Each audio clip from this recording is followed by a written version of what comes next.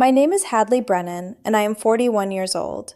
And on the morning of my 41st birthday, my husband handed me a wrapped box that weighed exactly 17 pounds and told me to be careful with it because what was inside was going to change my life.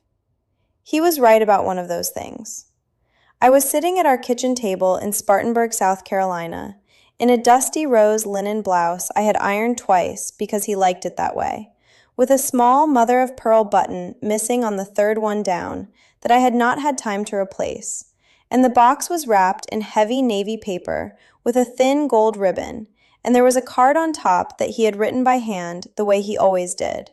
Careful, looped.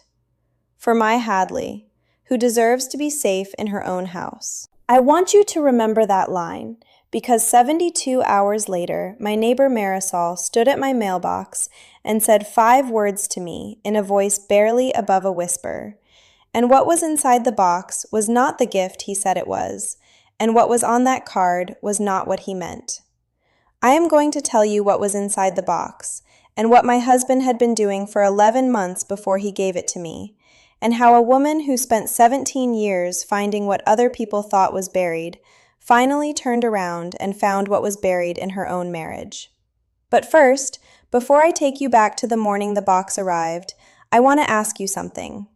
If you are watching this, if you are folding laundry or driving home from work or sitting in a parking lot you do not want to leave yet, go ahead and hit subscribe, because there are women on this channel every week who have lived a version of what I am about to tell you, and you are going to want to find them again. Hit like if you have ever opened a gift from someone you loved and felt, for 1/2 second before you smiled, that the gift was not actually for you. And in the comments, if you would, tell me where you are watching from and what time it is where you are, because I want to know who is sitting with me tonight. Now let me take you back to the beginning. I grew up in a small split level on a cul-de-sac in Spartanburg, the kind of house with brown carpet that vacuumed lighter in the traffic lanes, and my father sold dishwashers and washing machines for a regional appliance chain until his heart gave out at 58, and my mother taught 5th grade until rheumatoid arthritis swelled her hands so badly she could not hold chalk. I have one younger brother, Knox, who works HVAC in Greenville, and we were close until we were not, and I will come back to that. The thing you have to understand about the house I grew up in is the rule that nobody ever spoke aloud, which was that whatever was wrong stayed behind the storm door. My mother had a phrase for it. She would smile her tight, small smile and say, "Hadley, honey, don't air it." And when I was 14, in the upstairs hallway, with her hands too swollen to manage her own buttons, she let me dress her for church on a Sunday morning, and she said something I carried with me for 27 years, like it was a compass. She said, "Hadley, you find a man who notices things, not a man who looks, a man who notices." I thought I knew the difference. I thought I had married a man who noticed. I did not understand until much later that the man I married had been noticing me the way a fisherman notices a fish, not out of love, but out of the patient desire to know exactly when to set the hook. I met Garrett at 30, at an engagement party for a friend, and he told me 3 things in our first conversation. That he had a sister he was very close to, that he believed marriage should be a team, and that he hated dishonesty above any other sin. I married him at 31 in the very courthouse where I worked, in a beige skirt suit, with Knox standing as my witness, and Garrett's older sister Whitney standing as his. For 11 years, I built my career on the 3rd floor of the Spartanburg County Courthouse, in the records office, where I traced deeds and easements and chain of title back through municipal archives, sometimes 140 years deep. I am the woman a widow calls when a developer claims her family farm has no mineral rights, and 4 months later, I prove a 1903 reservation that saves her 72 acres. I know how to read what people leave behind without meaning to. I make $58,400 a year. Garrett made more, and from the 2nd year of our marriage, he insisted that all our money flow into a joint household account he managed because he was, his word, better at numbers. 11 years of paychecks. 11 years of me handing my whole salary into a checking account I had never once seen a complete statement for. I told myself this was trust. I told myself this was what marriage looked like. The first time I felt anything cold move under my ribs was a rainy Wednesday 2 months before my 41st birthday, when I came home and found the kitchen table covered in mortgage paperwork and Garrett standing over it talking on his second phone. And when he saw me, he smiled and laid the phone face up on the counter, and the screen was lit, and the contact name on it said, Whitney Mobile. But the call was active, and the timer said 11 minutes and 41 seconds, and Whitney lived in Charleston, and I had not heard him say her name on that call. I did not ask. I went and ran the bathwater. I sat on the edge of the tub. And I want you to know, because I think about this often now, I want you to know that there was a moment that night when I almost looked at the second phone and I did not. If you have ever had that moment where you almost looked and you did not, you are not weak. You are loyal. They are not the same thing, and the reason I am telling you this story is because I had to learn the difference. If any of this is landing for you, go ahead and like this video, share it with a woman in your life who needs to hear it, and subscribe so I can find you again. We are not done. The next morning, Marisol Tovar brought me tomatoes. Marisol lived 2 doors down. She was 61 years old, a retired hospice nurse, widowed at 53, the kind of woman who walked the same loop at 5:30 every morning in the same denim apron with her gardening gloves tucked in the waistband. She had sat with 217 dying patients in her career. And the thing about a hospice nurse is that she has watched the human face do everything a face can do under pressure. And there is no expression you can show her that she has not already seen. She brought me a mason jar of cherry tomatoes that morning and stepped into the foyer. And she stopped, barely, and looked down the hallway toward the kitchen. And her eyes did a thing I did not understand until much later. They counted. She counted something in that hallway. Then she turned to me, and she squeezed my hand once, and she said, Mija, you tell me if anything ever feels wrong in here. I laughed, and I said, Marisol, my house is fine. And she said, of course it is, and she left. That afternoon, I sat at the kitchen table opening county mail, and a refinance disclosure had come in, addressed to both of us, with my signature on the bottom in blue ink, and the slant was wrong. It was almost mine. It slanted a little to the left, where mine slants to the right, and the loop on the capital H was tighter than I make it. And I sat there for a full minute, holding the page with my coffee going cold. And Garrett came in the back door and saw the page in my hand and crossed the kitchen smiling, and he said, oh, baby, that was the rate lock. You initialed that at the counter 3 months ago. You were tired, remember? I did not remember.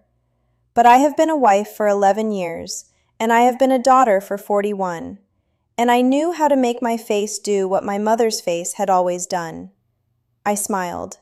I said, right. I put the paper down. I poured him a glass of tea. Inside my chest, something began to take notes. The morning of my 41st birthday, 3 weeks later, Garrett gave me the box. He set it on the kitchen table with both hands. He kissed the top of my head. He said, for my Hadley, who deserves to be safe in her own house. I unwrapped the navy paper. Inside was a smart vacuum, the top model, the one with 4 cameras and a microphone array and a Wi-Fi linked cloud account he had already set up. The neighborhood is changing, baby, he said. I want you safe when I'm at work. He had docked it himself, in the dining room, on the wall behind the buffet, and the indicator light was already glowing. I thanked him. I made him pancakes. He went to the office for what he called a quick Saturday thing, and as soon as his car was out of the cul-de-sac, I walked to the buffet and I quietly unplugged the vacuum's base from the wall outlet on the pretext that I needed to vacuum behind it, and I turned the unit upside down on a kitchen towel, and on the back of a grocery list with a pencil, I wrote down the model number, the serial number, and the cellular IMEI printed on the underside, because 17 years of land title research had taught me one thing. If a thing is going to be used against you in court, you write down the identifying number first. That afternoon, at 4:12 in the afternoon, I walked out to the mailbox, and Marisol was standing on the sidewalk in her gardening gloves, and she glanced once at my front door, and she stepped half a step closer, and she said 5 words in a voice barely above a whisper. "It records everything, mija. It records everything." My hand was on the mailbox lid. The metal was hot. I did not move. I did not look up. I did not change my face. I said very quietly, "How long have you known Marisol?" And she said, "Almost a year, mija. Almost a year." I asked her, the same quiet way, what she had seen, and Marisol Tovar, who had sat with 217 dying patients in her career, who had watched the human face do everything it can do under pressure, looked at my front door for 1 beat too long, and said the sentence that ended the woman I had been for 11 years. She said, "Mija, this is not the first one." I asked her what she meant, and she said the previous October, 8 months ago, she had been pulling a few overgrown tomato vines off her side fence at 6 in the morning, and she had seen Garrett carrying a small gray duffel bag out of our house and putting it in the trunk of his car, not into the back seat, not into the kitchen, into the trunk, and he had driven away with it, and 4 days later he had carried the same duffel back into the house, and she had watched him through her kitchen window walk it not into the front door, but into the side door of the garage. She said she had told herself for almost a year that it was none of her business. She said she had been wrong. I went back inside my own house, and I stood in the living room with the lights off, and I looked at the dining room buffet, and the indicator light on the smart vacuum dock was glowing the same calm blue it had been glowing since 7 that morning. And I understood that the dock had been glowing because it had been listening. The first thing I did was nothing, because the first thing you do in title research when you find a forged signature is you do not say it out loud. You go quiet. You make a copy. You write down the page number. You put the file back on the shelf exactly where you found it. Over the next 10 days, I treated my own house like a chain of title problem. I started a research log on a courthouse-issued spreadsheet, the same kind I used for 1930s mineral rights claims, and I made columns: date, time, observation, verifiable detail, source. I logged the Tuesday afternoons Garrett could not account for. I logged the Thursday lunches he said ran long. I logged the second phone, which had stopped appearing on the kitchen counter the way it used to, and was now living in his briefcase, which he set inside the closet of his home office every night and locked. I logged the moment, on a Wednesday, when I emptied his suit pockets before the dry cleaner and found a folded receipt for a storage facility on Asheville Highway, in his name only, leased 11 months earlier, 1 month before the duffel bag Marisol had seen. I did not confront. I did not ask. I poured him tea. I asked about his day. I made his eggs the way he liked them, with the yolks barely soft, and I listened to him tell me he loved me as I sat across from him at our kitchen table with a research log open in another browser tab on the laptop in my purse. The smear had already started by then, and I had not understood it as a smear because it was so soft. He had begun, gently, in front of his sister, in front of his colleagues, in front of his mother on the phone, telling small stories about how Hadley has been a little off lately, how Hadley forgot the date of our anniversary this year, how Hadley has been so tired the courthouse work is too much for her. None of it was true. The anniversary he claimed I had forgotten was one I had remembered 3 weeks in advance and made a reservation for that he had canceled. The tiredness was the tiredness of a woman whose body had begun, before her mind, to know. I learned later, after, that he had been laying the foundation.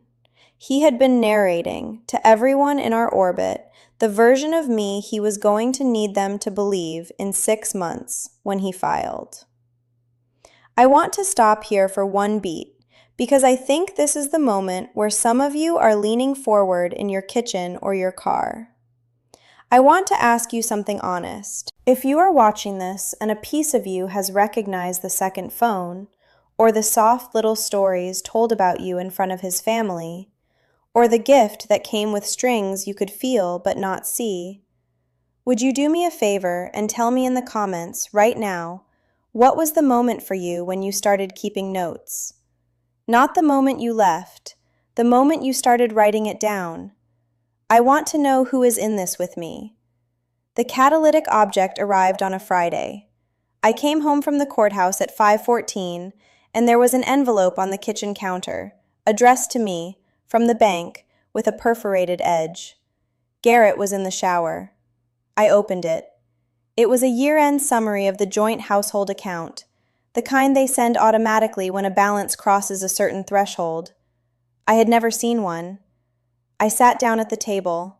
I read it. 46 months of $1,650 transfers every month on the 18th to an account ending in a 4-digit number I did not recognize, in a name I did very much recognize.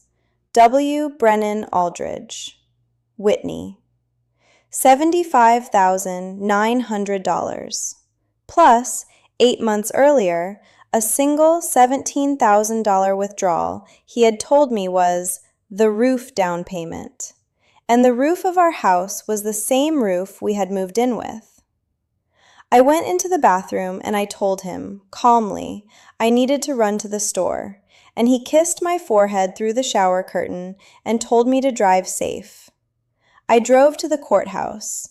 I let myself in with my badge after hours. I sat at my desk on the 3rd floor under the green shaded lamp where I had spent 17 years of my life, and I logged into the bank's online portal with the joint credentials Garrett had set up 4 years earlier and never updated.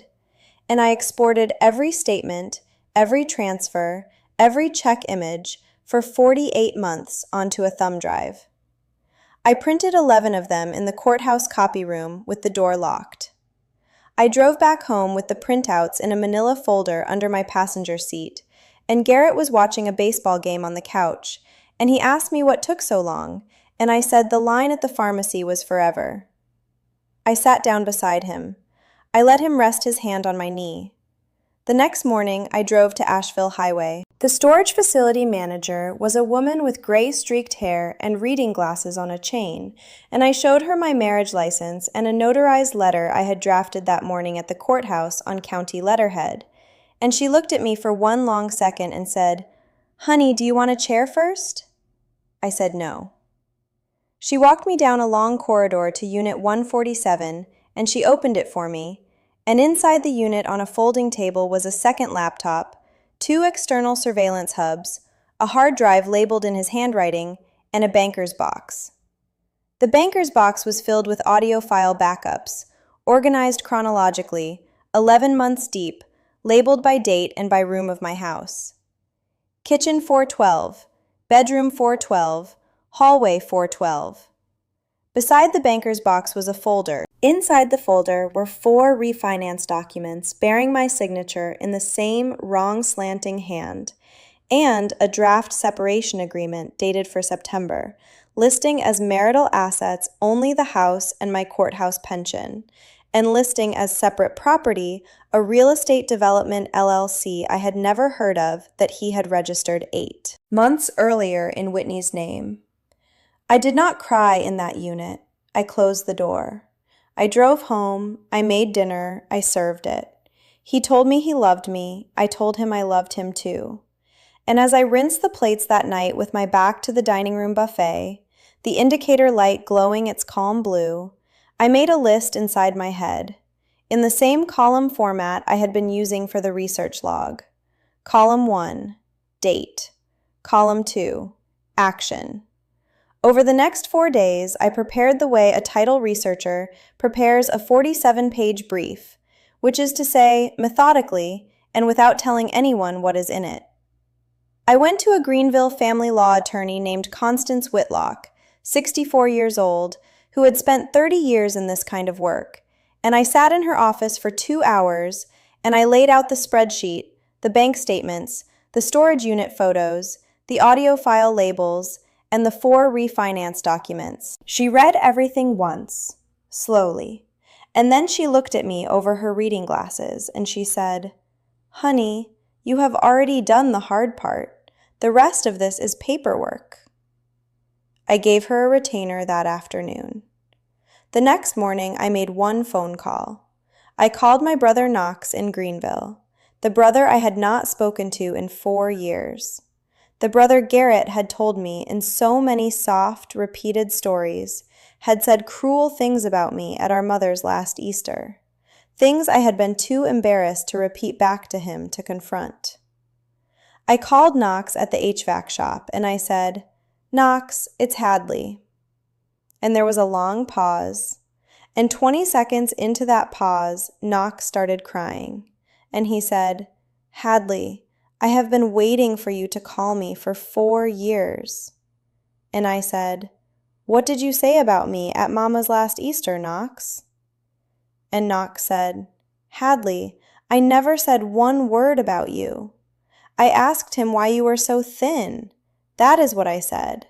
I asked him whether you were eating." I sat in my car in the courthouse parking lot, in the row farthest from the building, with the engine off and the windows up. And I did not cry. But I want to tell you something I have only told 2 people. I would not admit this out loud. I am admitting it here. There was a piece of me, sitting in that car, that hated my brother for the 4 years he had let me believe a lie my husband had told. It is not a fair feeling. He had no way to know, and still it was there.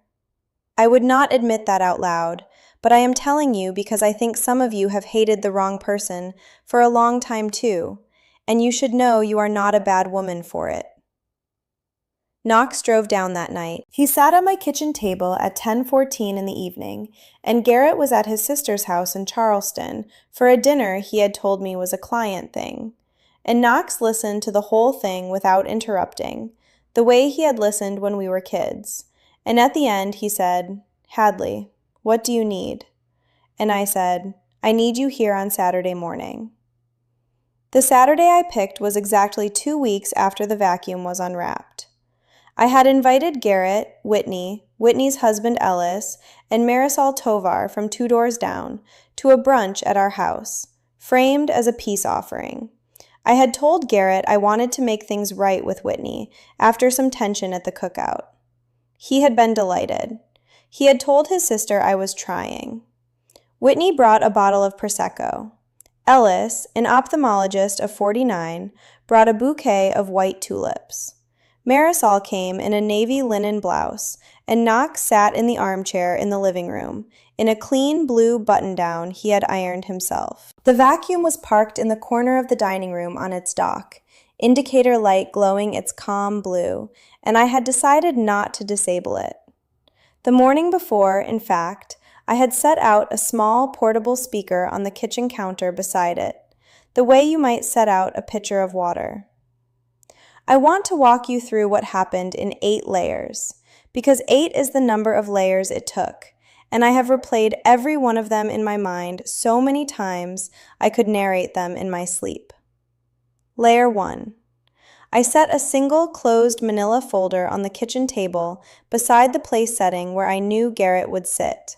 He saw it. He smiled. He asked, "What's that, baby?" I said, "Oh, we'll get to that." Layer 2. He performed. He stood at the head of the table with a coffee in one hand, and he made a toast about how proud he was of his wife, how marriages are built on grace, how Hadley was teaching him every day what it meant to be patient. Whitney's eyes shone. Ellis tapped his coffee cup. Layer 3. I did not respond to the toast. I said, "Whitney, before we eat, I want you to look at something first." I slid Whitney a single printout across the table, the joint household account summary, with 46 monthly transfers of $1,650 highlighted in yellow marker. Every transfer to an account ending in 4892, in the name W. Brennan Aldridge. Whitney's coffee cup did not lower. Her hand stayed where it was. Her face did the thing hospice nurses' no faces do when the body is doing one thing and the brain is doing another. Marisol, across the table, watched Whitney for one beat too long. Layer 4. I said, "Whitney, I'd like you to listen to something." I pressed play on the portable speaker.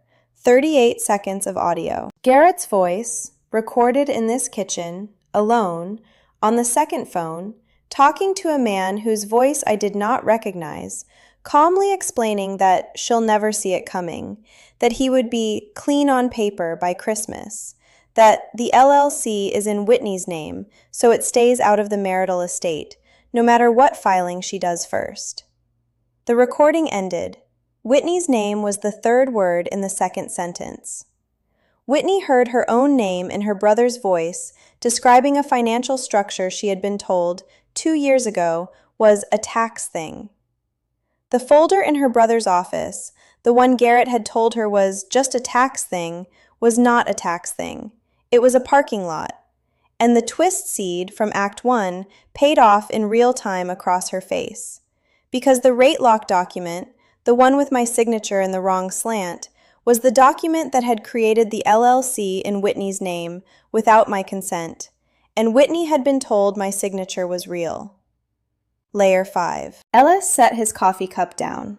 He set it down very carefully on the saucer. He said, in the same flat, measured voice he used to read intraocular pressure numbers off a tonometer, "Whitney, we need to be very careful right now." Layer 6. Garrett's face went. Not breakdown. Deflation. A man whose charm was a load-bearing wall, watching the wall come down, brick by brick, his mouth opening and closing once, his hand going to his card case and tapping it, the small, unconscious tell I had logged 41 times in 2 months. Layer 7. For 1/2 second, I saw the 11-year-old behind the broken window his sister had once lied to their father about. I saw the boy he had been before he became a man who builds rooms with microphones in them. I chose to feel nothing about that boy. I want to tell you, because some of you are watching this and your hand is on your heart right now, that this is the moment I want you to remember. Because there is a part of every woman who has been in this kind of marriage that wants, at the last moment, to forgive the boy. Don't.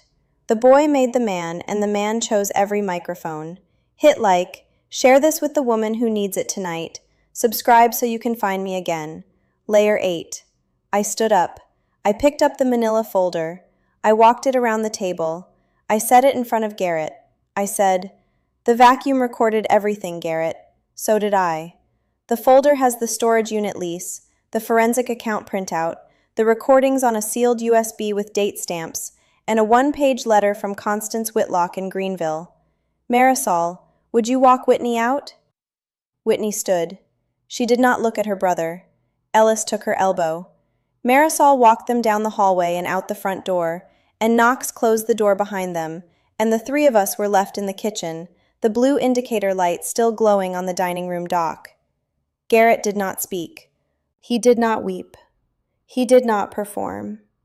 He sat at my kitchen table with the manila folder in front of him, and the air went out of him, and underneath it I saw something I had never seen in 11 years. Fear. Not for me. Fear for himself. He stood up at one point. He walked once around the kitchen island. He sat back down. He said, "Hadley." And I said, "No." I said it once. I did not raise my voice. I did not name the things he had done. I did not list them. I had already listed them. The folder was the list. I was tired in a way I did not know a person could be tired. I sat at my own kitchen table in the rose linen blouse, the same blouse I had been wearing the morning he gave me the box, and I felt something settle in my ribs that had not settled in a very long time, which was not victory. It was the absence of vigilance. It was the first hour of my life in 11 years that I had not been being watched, and I knew it, because the woman who had been watching for both of us had finally laid down her pen. Knox put his hand on my shoulder. He did not say anything. The cliffhanger landed there, in that kitchen, in that silence, with the indicator light still glowing, because at 1 minute past noon, with Garrett still sitting at my table, my phone began to ring, and the screen lit up, and the contact name on it said, Whitney Mobile. I answered. Whitney's voice was very small. She said, Hadley, I have been on the phone with my husband and my own attorney for the last 12 minutes, and I am going to sign whatever I have to sign, and I want you to know I did not know. I believed her, mostly. Ellis had spent 20 years of his marriage to Whitney teaching me what a quiet, decent man looks like. And what he had said in my kitchen, Whitney, we need to be very careful right now, was the sentence of a man who already knew what side he was going to stand on. The natural consequences began that afternoon, and they cascaded for 10 weeks without my having to lift another finger. Whitney signed an affidavit before the end of business Monday, disclaiming any beneficial interest in the LLC and the parking lot account. The bank, presented with the affidavit and the 4 refinance documents bearing the wrong slanting signature, opened a fraud review and froze the joint account inside 72 hours. Garrett's commercial real estate firm, a regional outfit in Spartanburg with 140 employees and a compliance officer named Dolores Penn, who had been waiting 12 years for an excuse, opened a quiet internal review when his name surfaced, entirely separately, in an unrelated dispute over an Anderson County warehouse deal. He was on administrative leave by the second week. Garrett's mother, who had called me every Sunday for 11 years to ask how I was, did not call the third Sunday, or any Sunday after. I did not chase her. I wrote her 1 letter. I told her the truth, factually, in 3 short paragraphs, and I told her I bore her no ill will, and she was welcome to call when she was ready. She has not called. That is also fine. Selective reconciliation looks like this. My brother Knox came back. He came back the way a real reconciliation has to come back, which is with one specific apology. Not, I'm sorry for what happened, but I'm sorry I didn't drive down here in 2022 when something didn't feel right and just put my hand on the doorbell. I told him I forgave him because I did. My mother called me from her assisted living apartment in Spartanburg the day after Whitney signed, and she said, Hadley, I think I told you the wrong thing in the upstairs hallway when you were 14. I sat at my kitchen table and I cried, finally, for the first time in 2 months, because she was the last person I had expected to revise herself out loud. She said, A man who notices things is not the same as a man who watches you. I should have known the difference. I am sorry. Marisol came over that night with tomatoes. She did not say anything. She sat with me on the back porch in the dark, in 2 folding chairs, and she let me cry the rest of it out. The final act was not a confrontation. The final act was a letter. 3 weeks later, I sat down at my kitchen table on a Wednesday evening, with Knox at the other end on a video call, eating leftover lasagna, and I wrote a 1-page letter to the woman I had been at 14 in the upstairs hallway buttoning my mother's blouse. I wrote it by hand, in the same slant my mother had taught me, the slant that goes to the right. I told her one true sentence, which was the philosophical statement of this whole thing, and I want to say it to you here too, because I think a few of you need it tonight. Loyalty without information is just obedience with better lighting. That is what I had been giving him for 11 years. Loyalty without information. I had been a faithful witness to a man who had hidden the evidence under the floorboards of his own house, and I had been calling that faith. It was not faith. It was being kept in the dark. Real loyalty requires the right to know what you are being loyal to, and a marriage that withholds that right is not a marriage. It is a long performance with one informed actor. I will not be the uninformed one again. Marisol read the letter, sitting in the same folding chair on the back porch, in the last red light of an August evening, and when she finished, she folded it once, and she handed it back to me, and she said only, "Mija, there you are. The vacuum is gone. I unplugged it the night Garrett left the house, and I drove it the next morning to a recycling drop-off behind the Lowe's on East Main, and I watched a man in a yellow safety vest carry it into a metal bin without ceremony. The settlement closed in early August. Garrett did not contest the house. He did not contest the courthouse pension. He took what little he had not yet hidden, and he moved into a one-bedroom in Greer, and Whitney did not visit him there, and Ellis filed quietly for a separation in Charleston by the end of the summer that I do not believe will last. I do not gloat about any of this. I do not post. I sit on my own back porch in the evenings now, in a wooden chair my brother Knox refinished for me, and I drink coffee that has gone slightly cold, and I listen to the sound of the cul-de-sac. The cul-de-sac is not silent.